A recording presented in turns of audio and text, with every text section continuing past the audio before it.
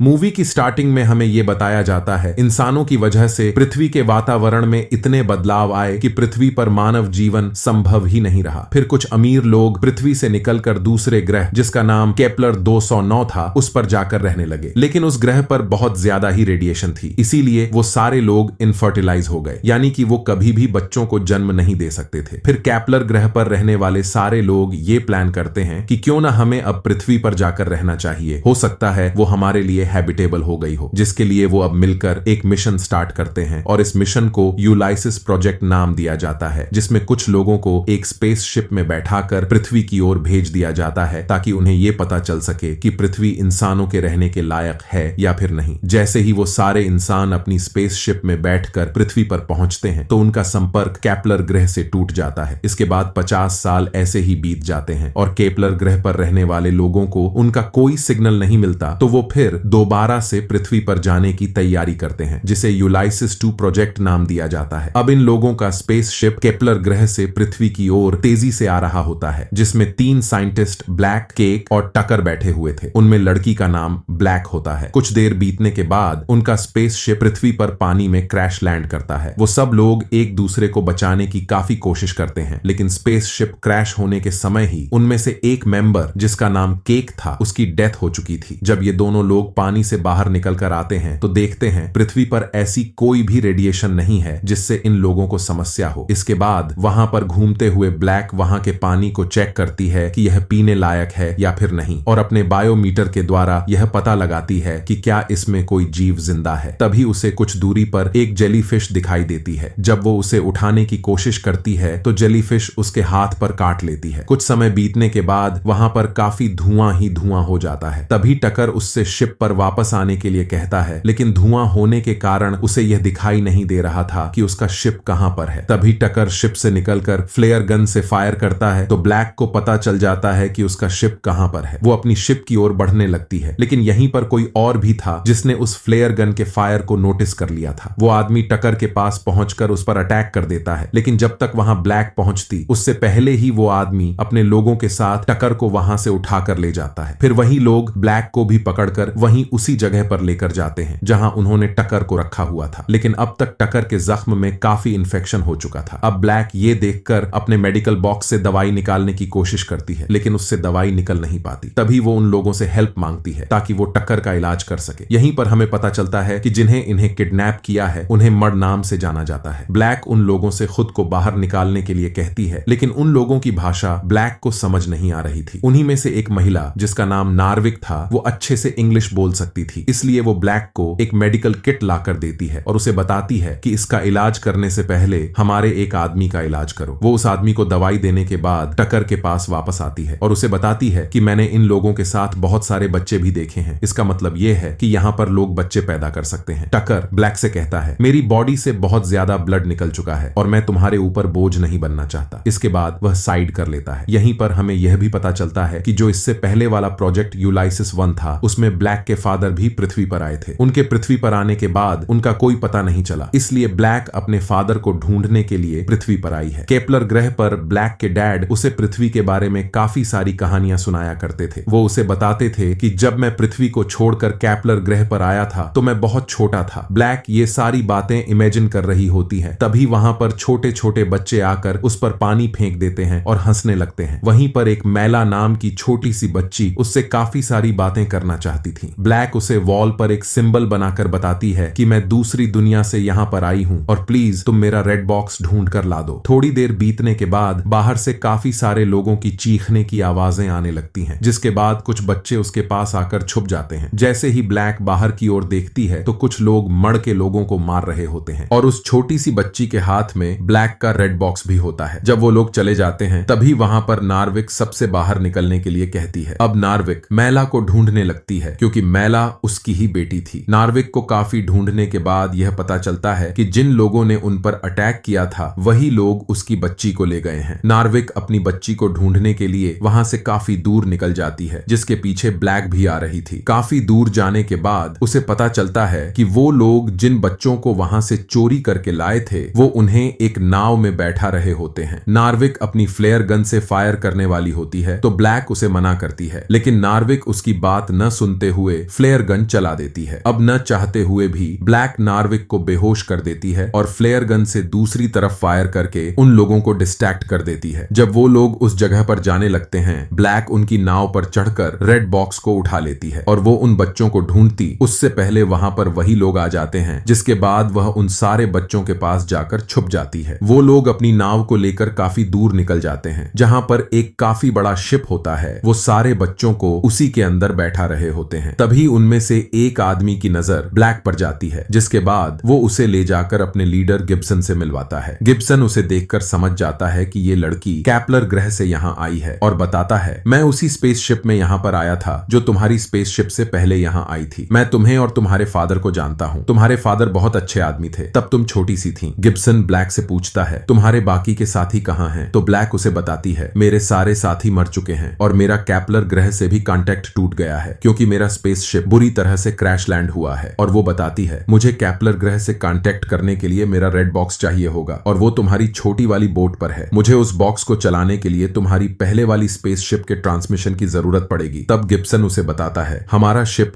पूरी तरह से डैमेज हो चुका है और उसके डैड के बारे में बताता है, जब हम लोग यहाँ पर आए थे तो तुम्हारे डैड मड के साथ रहने लगे थे और उन्होंने कैप्लर ग्रह से कांटेक्ट करने की कोशिश की, जिसके बाद मड के लोगों को ये बात पसंद नहीं आई और उन्होंने तुम्हारे फादर को मार दिया। जिसके बाद में वो आदमी उसके डैड की बनाई हुई कुछ ड्राइंग दिखाता है जो हाईटेक मशीन की होती हैं और उसे ये बताता है कि हम इसी मशीन को बनाने पर काम कर रहे हैं। इस मशीन का यूज करने के बाद में हम यहाँ पर बहुत ही ज्यादा एडवांस्ड सिविलाइजेशन का निर्माण कर सकते हैं। अब वो लोग ब्लैक को रहने के लिए एक रूम दे देते हैं और यहाँ पर आने के बाद ब्लैक को यह पता चल जाता है कि वो भी बच्चे को जन्म दे सकती है। इसके बाद में वहां पर ब्लैक को स्टूडेंट की क्लास में लाया जाता है। उस क्लास में बच्चों को केपलर प्लेनेट के बारे में पढ़ाया जा रहा होता है। वहीं पर ब्लैक एक नील नाम के बच्चे से मिलती है। वो एक पौधे को ध्यान से देख रहा होता है। जब ब्लैक उसके पास जाती है तो बच्चा उसे बताता है, ये पौधा आज से कुछ सालों पहले बहुत बड़ा हुआ करता था, लेकिन अब इतना सा ही रह गया है। बच्चे की ये बात सुनकर ब्लैक को शॉक लगता है। वो उससे पूछती है, तुम्हें इतनी सारी बातें किसने बताई? तो वो बच्चा बताता है, मैं एक वेंटिलेशन पाइप का यूज करके क्लस्टोफर नाम के आदमी से बात करता हूँ। उन्होंने ही मुझे यह सारी बातें बताई और वो मेरे रूम के पास वाले रूम में रहते हैं। फिलहाल आज तक मैं उनसे मिल नहीं पाया हूँ क्योंकि ये लोग मुझे उस रूम में जाने ही नहीं देते। ये सब बातें सुनकर ब्लैक की उस आदमी से मिलने की उत्सुकता और ज्यादा बढ़ जाती है। जैसे ही वो उस रूम के पास जाती है तो वहां से एक विंडो में उस आदमी को ध्यान से देखती है तो उसे पता चलता है कि ये उसी के फादर हैं। तभी वहां पर गिब्सन आ जाता है। वो उससे पूछती है, तुमने मेरे फादर के बारे में मुझसे झूठ क्यों बोला कि वो मर गए हैं? गिब्सन उसे बताता है, एक्चुअली बात ये थी कि हाईटेक मशीन और स्पेसशिप को तुम्हारे डैड ने तोड़ा था ताकि पृथ्वी पर रहने वाले लोग कभी भी कैप्लर ग्रह वाले लोगों से कांटेक्ट ना कर सकें। तभी वो अपने डैड से मिलने के लिए जाती है तो उसके डैड उसे बताते हैं, देखो यहाँ पर रहने वाले लोगों का हाल कितना बुरा हो चुका है। अगर कैप्लर ग्रह के लोग भी यहाँ पर आ जाते तो उनका हाल भी इन्हीं के जैसा हो जाता। इसी कारण के चलते मैंने सारी हाईटेक मशीनों को तोड़ दिया। ये सब सुनकर ब्लैक को काफी गुस्सा आता है और वो अपने डैड के गले लगने के बाद में वहां से चली जाती है। गिब्सन ब्लैक के पास आकर उसे बताता है कि जहां पर हमारी स्पेसशिप क्रैश हुई थी वहीं पर एक वेदर स्टेशन है, जिससे अगर तुम्हारे टर्मिनल को कनेक्ट कर दिया जाए तो कैप्लर ग्रह पर हम लोग सिग्नल भेज सकते हैं। फिर रात में डिनर करते समय नील की मॉम सबको बताती हैं, जब नील का जन्म हुआ था तो मेरी जान गिब्सन ने ही बचाई थी। तभी अचानक से उस रूम की लाइट चली जाती है। दरअसल मड के लोगों ने उनका जनरेटर ऑफ कर दिया था। तो गिब्सन उनसे कहता है, तुम जाओ और एक रूम में छुप जाओ, लेकिन ब्लैक उनका कहना नहीं मानती और वो नीचे आकर देखती है तो नर्विका, जो कि मड के लोगों की लीडर होती है, वो उस पर हमला कर देती है। नर्विका यहाँ पर अपनी बेटी को ढूंढने के लिए आई थी। फिर ब्लैक उसे उस रूम में लेकर जाती है जहाँ पर सारे बच्चों को अच्छे से रखा गया था। तभी वहां पर गिब्सन के लोग आकर नर्विका को पकड़ लेते हैं, जिसके बाद में ब्लैक गिब्सन से पूछती है, तुम मड के सारे लोगों को किडनैप क्यों कर लेते हो? तो वो उसे बताता है, कैप्लर से पृथ्वी पर आने का टाइम पूरे 8 साल लगता है और वहां पर जितनी महिलाएं हैं उनकी एज लगभग 35 के आसपास है। जब तक वो यहाँ पर आएंगी तब तक वो बच्चे पैदा नहीं कर सकेंगी और मैं इन बच्चियों को इसीलिए यहाँ पर रखता हूँ ताकि जब तक केपलर के लोग यहाँ पर आएंगे तब तक ये बच्चियां उनसे शादी करने के लायक हो जाएंगी और पृथ्वी पर हम मानवता को आगे बढ़ा सकें। ये सब सुनकर ब्लैक को काफी गुस्सा आता है। वो उससे कहती है, तुम जो काम कर रहे हो वह सारे रोक दो। गिब्सन उसकी बात को ना सुनते हुए कहता है, तुम्हारा टर्मिनल मिल गया है, तुम जल्दी से जाकर जाकर इसे वेदर स्टेशन से कनेक्ट कर दो और सिग्नल को कैपलर पर भेज दो ताकि वहां के लोगों को यह पता चल जाए कि यहां पर भी हम लोग जिंदा रह सकते हैं। ये रात का वक्त था, इसीलिए गिब्सन अपने आदमियों से कहता है कि ब्लैक पर नजर रखो। जब ब्लैक एक रूम में होती है तो गिब्सन का एक आदमी उससे जबरदस्ती करने की कोशिश करता है, लेकिन ब्लैक उसे मारकर बाहर निकल जाती है। इसके बाद में उसे मैला नाम की बच्ची मिल जाती है। वो उसे लेकर बाहर निकलती है जहां पर बहुत सारे मड होते हैं। अब सारे मड मिलकर उन पर अटैक कर देते हैं। इसके बाद में ब्लैक अपने फादर से मिलती है और उन्हें गिब्सन के ख्यालों के बारे में बताती है। तो उसके डैड कहते हैं गिब्सन बहुत ही खराब आदमी है। तभी वो विंडो की तरफ झांकते हैं तो वो देखते हैं कि गिब्सन अपनी फैमिली के साथ में वेदर स्टेशन की ओर जा रहा होता है। तो ब्लैक के फादर उससे कहते हैं हमें गिब्सन को वेदर स्टेशन तक जाने से रोकना होगा। अगर कैपलर वालों को यह सिग्नल मिल गया कि यहाँ पर मानव जिंदा रह सकते हैं तो वो यहाँ आकर मड के लोगों को गुलाम बना लेंगे। अब ब्लैक मड के सारे लोगों को एक शिप में बिठाकर जमीन की ओर भेज देती है और खुद गिब्सन को रोकने के लिए उसी की साइट पर चली जाती है। वो वहां पर जाकर देखती है गिब्सन बायोमेट्रिक का यूज करके सिग्नल्स को कैपलर पर भेज रहा होता है। ब्लैक अपनी गन निकालकर उसे गन पॉइंट पर लेकर कहती है कि तुम ऐसा मत करो। इसके बाद में गिब्सन भी अपनी गन निकालकर एक बच्चे के ऊपर गन पॉइंट कर देता है। यह बच्चा और कोई नहीं बल्कि नील होता है। तभी उसकी मॉम ब्लैक को बताती हैं कि ये तुम्हारा भाई है। इसके बाद में गिब्सन नील की मॉम को शूट कर देता है। अब ब्लैक अपनी गन शिप पर रख देती है ताकि वो उसे भी शूट ना कर दे। जब गिब्सन कैपलर पर मैसेज सेंड कर रहा होता है तो ब्लैक उसे पकड़कर पानी में गिरा देती है और कुछ समय गिब्सन को पानी में ही डूबा कर रखती है, जिससे उसकी डेथ हो जाती है। अब ब्लैक भी मरने ही वाली थी, लेकिन तभी वहां पर नर्विका आ जाती है। वो उसे पानी से बाहर निकाल लेती है, जिसके बाद में ये दोनों लोग मड के लोगों के पास आ जाते हैं जहां पर ब्लैक अपने डैड से मिलती है। ब्लैक अपने भाई नील को बताती है कैपलर से यहाँ पर बहुत सारे लोग आने वाले हैं, उनका स्वागत करने के लिए हमें तैयार रहना होगा। इसी के साथ मूवी एंड हो जाती है। अगर आपको मूवी पसंद आई तो वीडियो को लाइक करके चैनल को सब्सक्राइब कर दो।